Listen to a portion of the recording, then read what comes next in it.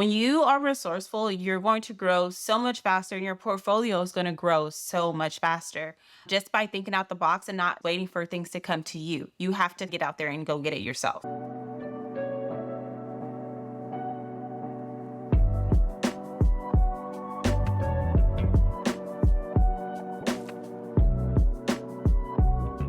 Hey guys, welcome back to the Creative on the Grind podcast. It's your girl Deandra, and I'm back with another episode. So, in today's episode, we're going to be talking about how to build your portfolio without clients.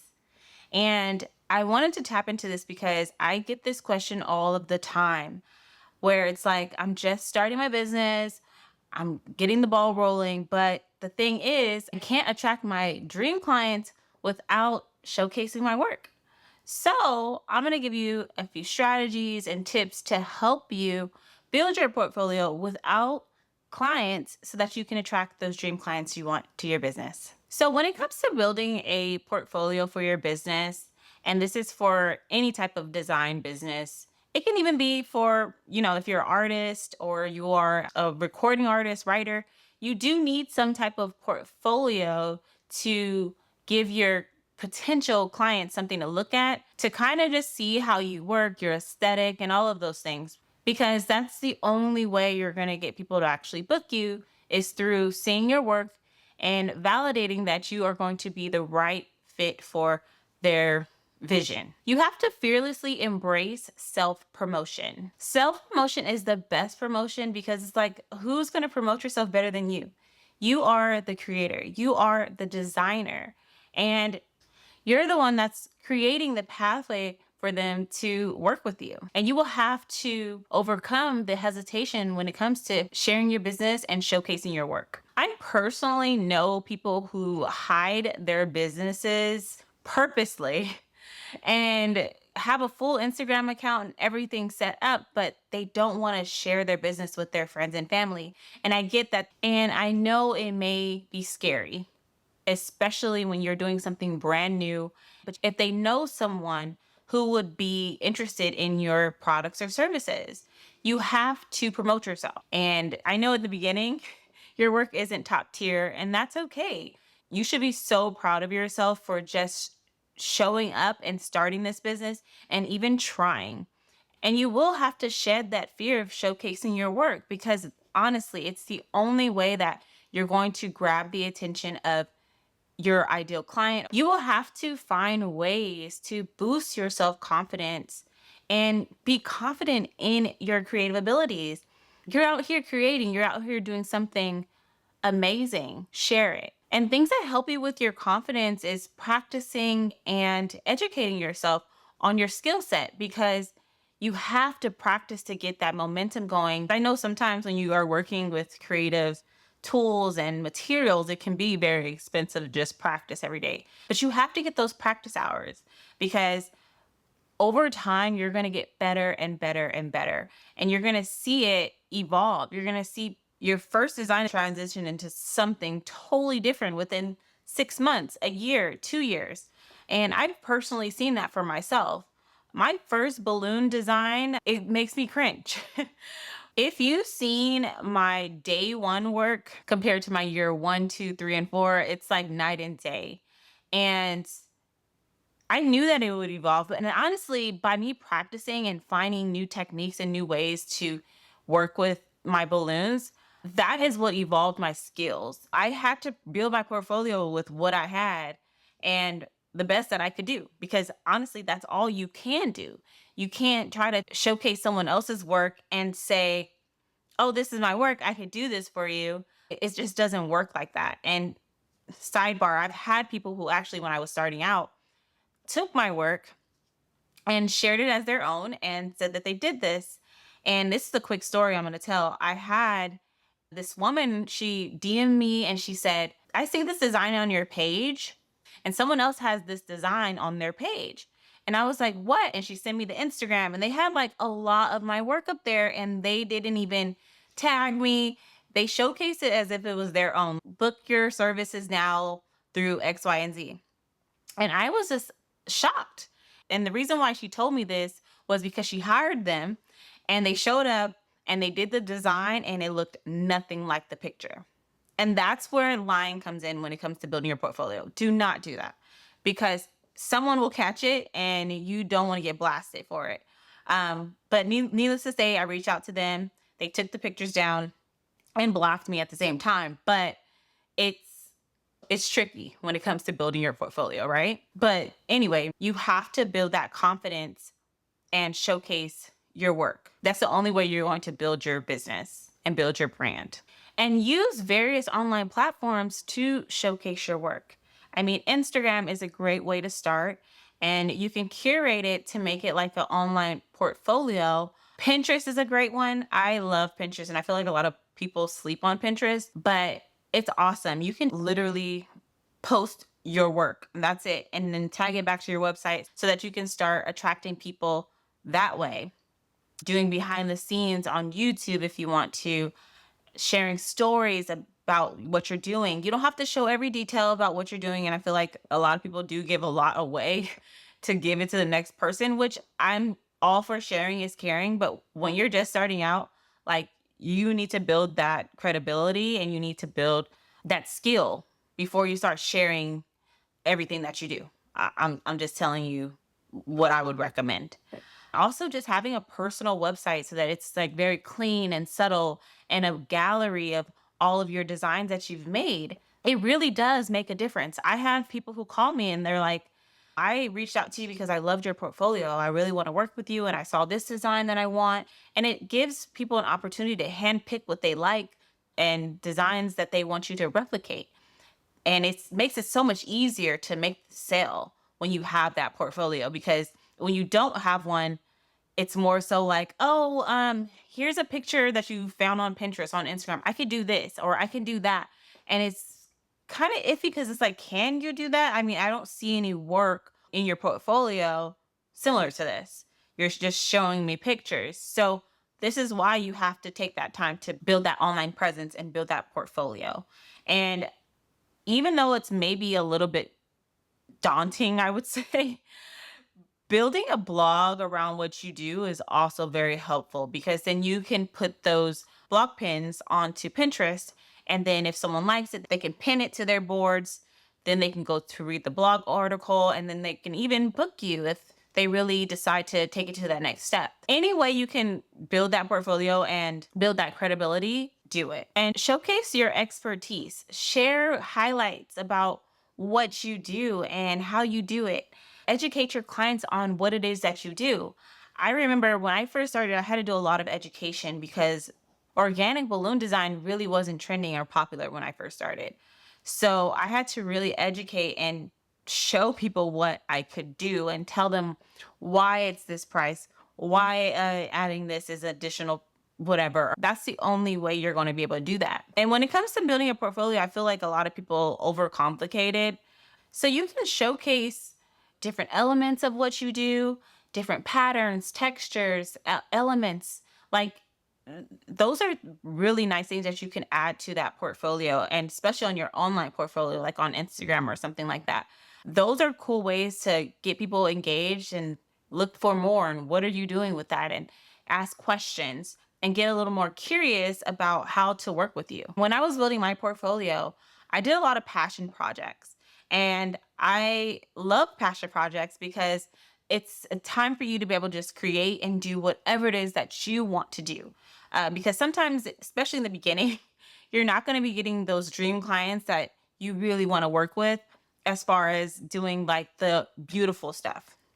It takes time to get there. But when you do passion projects, this is your time to shine. And yes, this is an investment, but early on in your business, use this time to invest in yourself. And you don't have to spend lots of money unless the tools that you use are very expensive.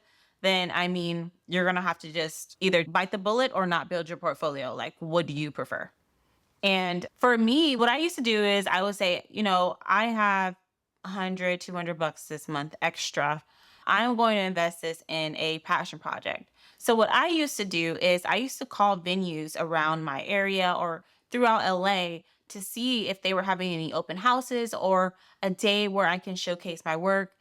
Everything will be provided for me. I just want to come and get photos in a beautiful location. Like that was my goal. And in doing so, I actually got a lot of callbacks. I sent a couple pictures of what I've done in the past. It wasn't much, but they were like, sure, come on in. And in doing so, I built some great relationships with some venues that I still work with to this day. And just stepping out the box and asking, can I use your space for some pictures so I can start building this portfolio? There's so many ways you can be resourceful. And that's the thing. When you're building your portfolio, you have to be resourceful. When you are resourceful, you're going to grow so much faster and your portfolio is going to grow so much faster just by thinking out the box and not just waiting for things to come to you. You have to get out there and go get it yourself. Let's say you do interior design. Ask a friend if they have a few $100 to redesign their room. Can I redesign your room for you for free? But just you pay for the materials. Whatever it is, I know it's a little bit more expensive to decorate, but there's little things that you can do with $200-300 and make a room look great. If you are a makeup artist, ask your friends and family if you could do their makeup and pretend they're going somewhere. I mean, get creative and showcase your work. Those who are really there for you, those people who are around you, they're going to support you and they're going to do it however they can. Share and showcase anything that you actually want to do. Okay. And I really want to emphasize this because I feel like people are just, oh, I booked this job. It's not really my best work, but let me just share it. And I mean, there's two sides. I've heard people say, share whatever you got. You can share whatever you got, but for me, I want to share what I want to attract. Share the work that you did the best that you could do. If you do something that you don't want to continue to attract to your business, then don't share it because you don't want to really share stuff that you're not really proud of, especially when you're building that portfolio. The portfolio phase is very important, especially in the beginning. Have strategy. Try to create a strategy. Try to figure out and write down, okay, this is what I want to do. This is what I like. Make a mood board of where you see your business going and what portfolio you would like to create. And this is when you can take other people's images and create like a mood board for yourself because no one's going to see this but you. But you can formulate it and be like, okay, this is the aesthetic that I like. This is what I want my Instagram feed to look like. This is how I want my websites to look like, my portfolio, all of that good stuff. You're going to now see it, visualize it, and have it on a mood board. And that way you could take that and start creating it and bringing it to life. And slowly but surely, you're going to start to see that vision come to life through your work. Because I personally felt that where I start seeing it, I was like, damn, my Instagram looks bomb as hell. Like I did that. And it feels so good. And the last topic I want to go into is networking and building your credibility. I'm going to do a whole podcast on networking because I feel that people do not understand how important it is. It's so important. And there's so many ways you can go about networking and building your credibility online and offline. And I would say now with all of the communities that they have on Instagram, Facebook. I mean, Facebook has so many communities that you could just type in whatever creative field you're in, and you can find a full community of like-minded individuals wanting to do the same thing. I always say create like a village. And I did this within my business. I would follow a few balloon artists that I really loved and enjoyed their work. And we started building connections online and we started talking and engaging. And we were in the same area. We were serving the same demographic, the same people. And what we decided to do was, and it kind of wasn't even like a discussion. It was more so we just built a tribe, and I had like 5 vendors that I loved. And I would, if I wasn't available, I would send work to them and vice versa. I always say the more the merrier. Like I'm not a selfish entrepreneur. There's people who like want everything and want to just take, take, take, take, take.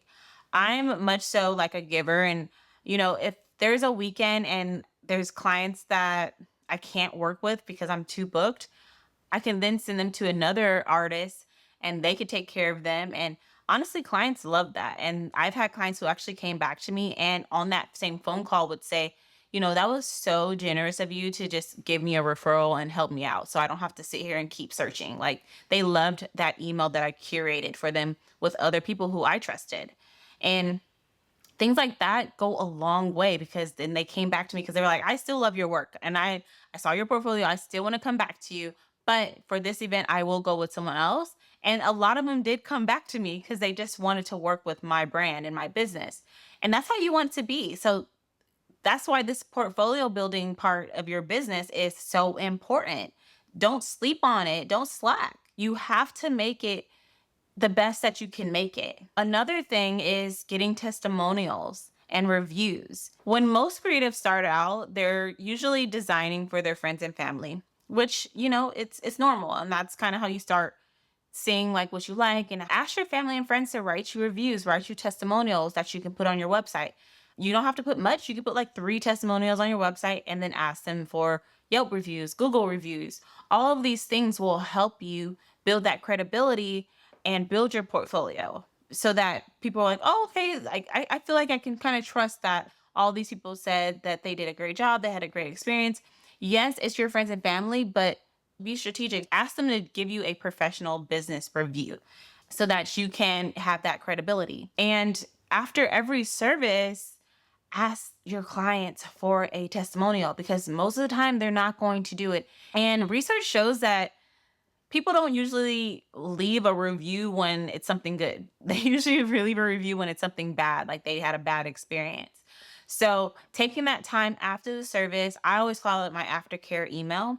And I just send them a quick email thanking them again for using my services and, hope that they had an amazing event, X, Y, and Z, and make it really nice. And then I just ask that they have a moment to write me a quick review. It doesn't have to be long. And I provide the links for them so it's very easy for them to click and review and then send it.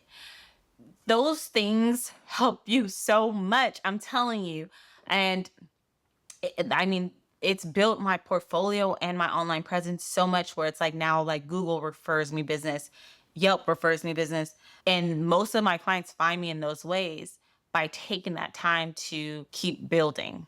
And I'm telling you, there's so many ways to build your network so that you can build your portfolio and grow your business. Because at the end of the day, that's what the goal is, right? Building a portfolio without clients may seem super tough, but it's not. It's actually very simple. But it goes into you investing in your business a little more. It goes into you stepping out of your shell a little more and getting out there and connecting with people so that you can grow your portfolio and grow your business.